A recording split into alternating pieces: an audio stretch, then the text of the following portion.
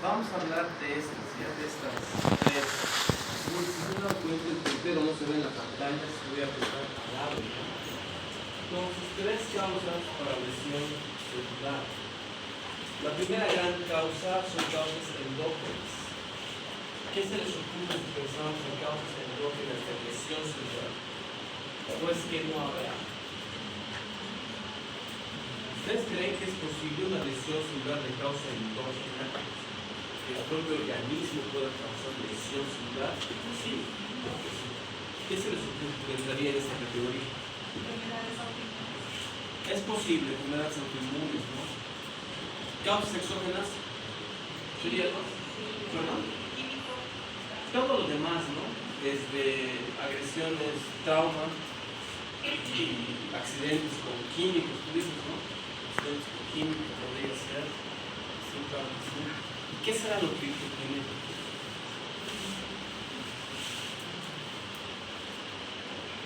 ¿Han escuchado esa palabra alguna vez? No. Otra palabra parecida, sí, es lo mismo. ¿Qué será entonces el criptogenético? Que no se ha logrado determinar la causa, ¿no es eso, no? Entonces, cuando escuchemos criptogenético, tenemos que asociarlo con idiopático, que significará básicamente y simplemente que no se ha logrado establecer la causa, no sabemos la causa, lo desconocemos, pero existe evidentemente una causa, ¿no?, de esa lesión celular. Muy bien. Entonces, algunos ejemplos de lesión celular. La hipoxia. ¿Creen que la hipoxia puede producir lesión celular? ¿Cómo?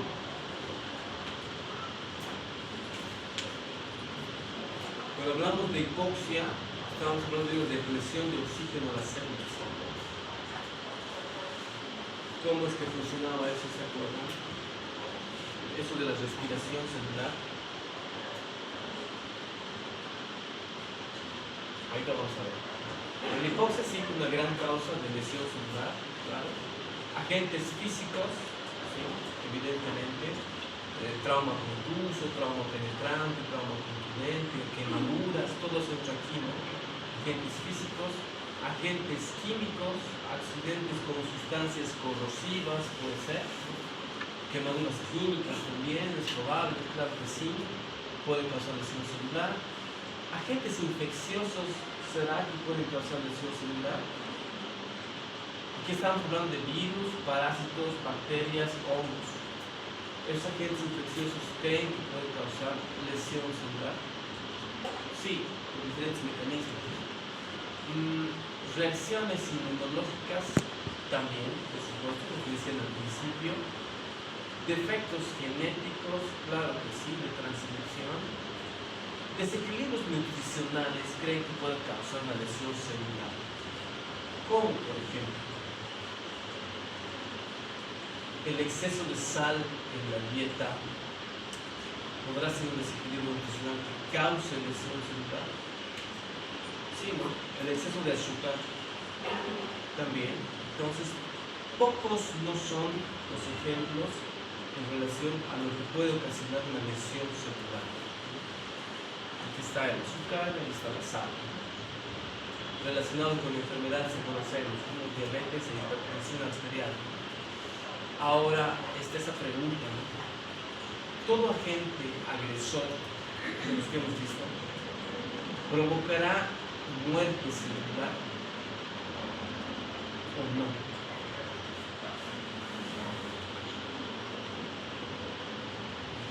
De repente no, pero ¿por qué no? Sí, he visto que varios han movido la cabeza como que no, pero es correcto, no, pero ¿por qué no?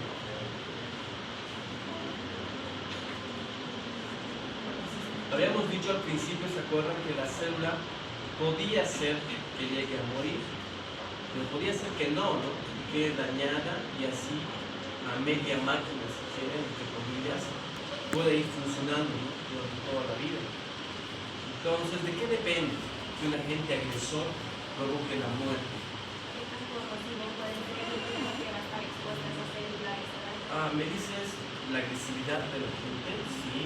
El tiempo también es otro elemento a considerar. Entonces, ¿de qué depende su respuesta celular? Uno, del tipo. ¿El tipo de qué? De agente, ¿cierto? Será lo mismo que yo, digamos, vacíe sobre mi antebrazo un agente corrosivo que me vacíe, digamos, ese Powerade que tengo allá. Va a ser el mismo tipo de lesión. Tal vez eso ni causa lesión, ¿cierto? Pero un agente corrosivo, un agente químico, probablemente sí ocasiona una quemadura, ¿cierto? Entonces el tipo de agente y su agresividad va a influenciar mucho la respuesta, ¿no? ¿Qué más decíamos? La vibración, tú dices la vibración. Un ejemplo de eso, ¿qué se nos ocurre? El sol, sí, es el ejemplo que has escogido, ¿no? Es lo mismo que yo me pare en la mañana a las 8 bajo el sol por unos 10 minutos a pararme a las 12 del mediodía por 2 horas. ¿Es lo mismo? No es lo mismo. La cantidad de exposición va también a hacer que la respuesta sea distinta, ¿no? En este caso, si me quedo, digamos, 10 minutos a las 9 de la mañana, tal vez me bronceo y nada más. Pero si me quedo a mediodía, cuando los rayos del sol están más fuertes, probablemente sufra algún tipo de quemadura, ¿no? Entonces, esta es una quemadura solar. Gravedad, la gravedad. Aquí dice que la respuesta depende de la gravedad también. ¿Será lo mismo una herida cortopuntusa superficial que una herida profunda? ¿Por qué no? ¿Qué será distinto? Ejemplo, les pongo que llega a la emergencia un paciente de 20 años de edad con un cuadro clínico caracterizado por una herida cortopuntusa de 3 centímetros de extensión, superficial, sin sangrado activo, en la cara interna del antebrazo, 3 centímetros, superficial, sin sangrado activo. Ocurrió hace 20 minutos. Es lo mismo eso que una herida que sea con bordes irregulares y que sea profunda. ¿Por qué no? ¿Cuál será la diferencia? Supongamos que les toca valorar a un paciente así, con la herida cortante en el antebrazo, ¿ya? El primero tiene una herida superficial sin sangrado activo, el otro tiene una herida profunda, tiene sangrado abundante. ¿Qué cosas valorarían ustedes? ¿Qué se les ocurriría valorar en ese paciente? Así como examen físico general, ¿qué valorarían en su brazo?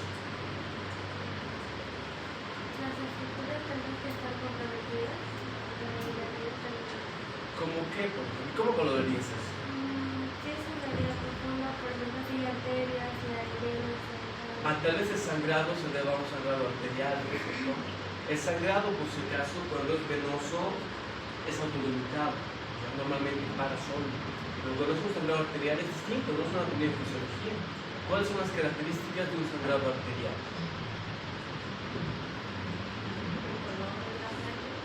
Aparte del color, que el color sí es distinto. ¿Por qué no se detiene? Por la presión. Y además que el sangrado arterial es más fuerte, ¿no? Y es pulsante. Es pulsante, sí, exactamente. Entonces será distinto, ¿no? Entonces, puede ser que mi paciente tenga una herida con un sangrado arterial, por lo tanto, la conducta será superior si tiene un sangrado arterial. Supóngase que es territorio de la arteria radial, más sangrado del paciente. ¿Le sutura o no le sutura? O sea, su piel, hablo de la piel. ¿Le suturaría la piel o no? Probablemente no. Tenga que llevarlo con un cirujano vascular para que primero repare su arteria, ¿no? Luego que su arteria esté reparada, recién pensarán en la piel. Pero ¿qué más en cuestión de la profundidad? ¿Qué más valorarían? Supongamos que el sangrado era venoso y ya paró. Pero ¿qué más es importante?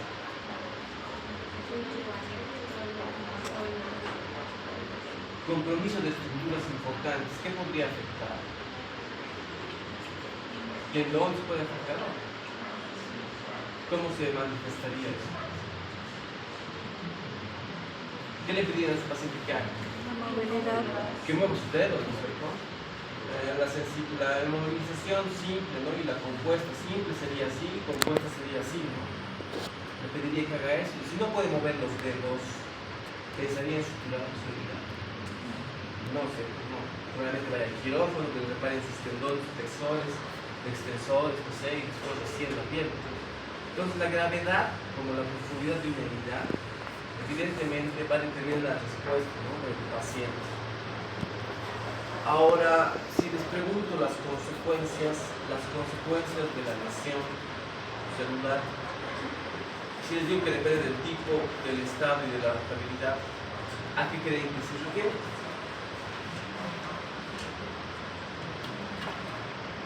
O sea, ¿cuáles serían las consecuencias para el tejido de una lesión celular? Acá dice, depende del tipo de tejido. ¿Será que hay tejidos más resistentes y tejidos más susceptibles al daño? Sí, ¿no es cierto? Por ejemplo, ¿qué se les ocurre? Si les pongo a pensar en piel, la piel cabelluda tiene el mismo grosor que la piel del párpado. No, ¿no es cierto? Entonces hay tejidos más sensibles, ¿no? Ni hablar digamos, del sistema nervioso central, ¿no? De hecho, los nervios periféricos, ¿no?, son bastante sensibles al daño, no son tan resistentes como un tendón, más resistente. El estado, acá dice el estado. ¿Qué repercusión tendrá una lesión celular en un paciente con insuficiencia renal y en un paciente que está normal? No va a ser lo mismo, ¿no es cierto? Porque depende del estado del órgano afectado. La adaptabilidad tiene que ver con la capacidad que tenga esa célula, lo hemos dicho antes, de regenerarse, ¿no? ¿Qué capacidad tiene esa célula de volver a ser una célula normal? Entonces son diferentes factores, ¿no?, que tienen que ver con las consecuencias de la lesión. Ahora, entrando a la fisiopatología misma, les había dicho que la principal causa de daño celular es la depleción de oxígeno, relacionada íntimamente con la depleción de ATP. ¿Cuál sería la relación que existe en una depresión de oxígeno y una depresión de ATP? ¿Por qué está relacionado? Sí. En un ciclo aeróbico de producción de energía utilizamos todo eso que se llama respiración celular, ¿no es cierto? Comenzaba con ¿qué?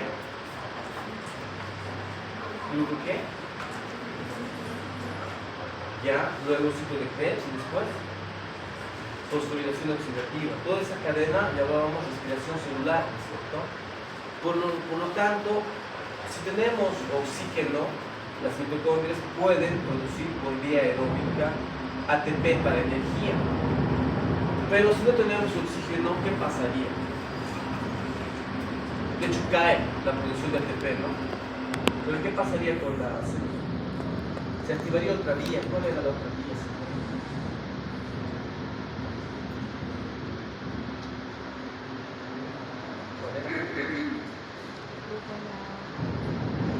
Es una vía que acumula ácido láctico.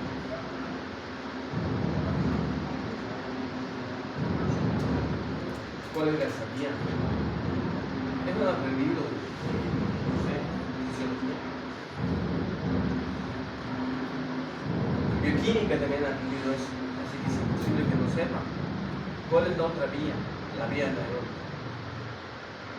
Es una vía por la cual obtenemos energía a partir de los carbohidratos y se acumula como resultado ácido láctico. ¿Qué vía era? Mientras piensan, ¿sí?, diremos que la vía aeróbica va a causar, puede ocasionarse por una lesión isquémica, como les decía, una falta de oxígeno, o una lesión química. Las lesiones químicas también afectan a la mitocondria, ¿sí? Esto que les decía hace rato, la fosforilación oxidativa, y por la reducción de oxígeno y daños mitocondriales. ¿Alguien se acuerda cómo era la capa o la membrana de la mitocondria?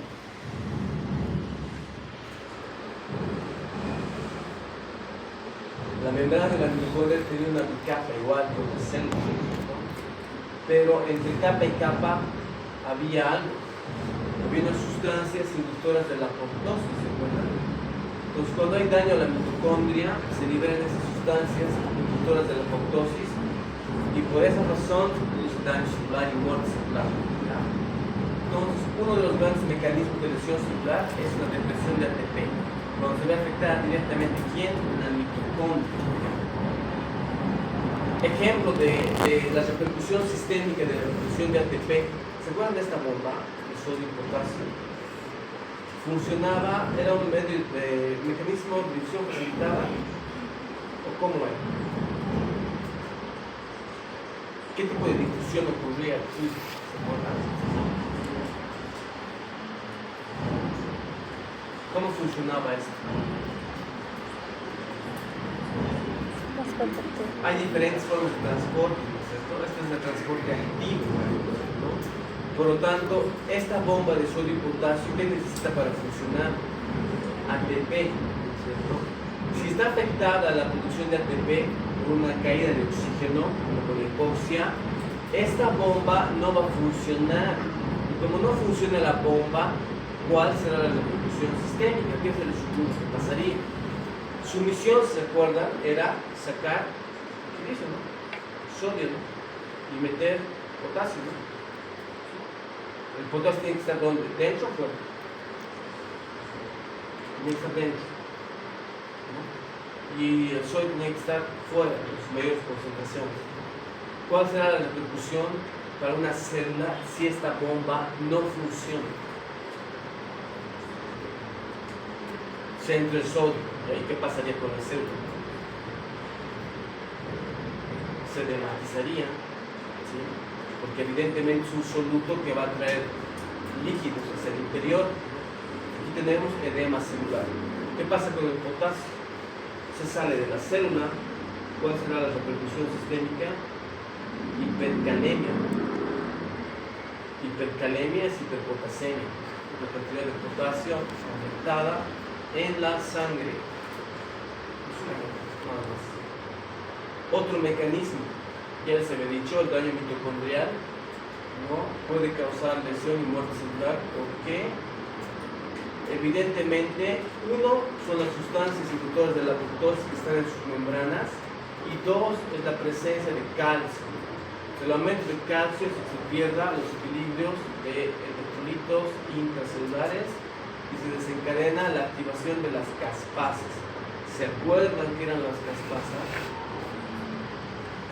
Eso han aprendido bien en bioquímica, seguro.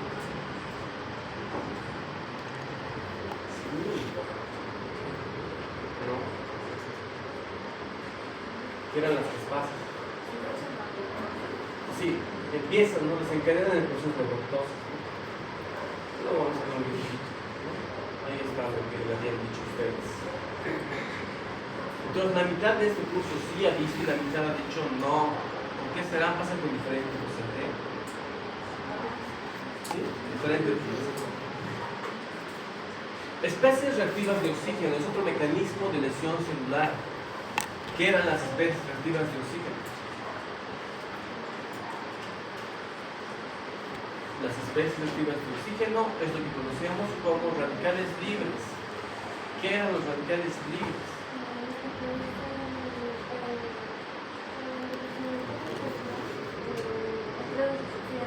El efecto de los radicales libres es el envejecimiento celular, sí.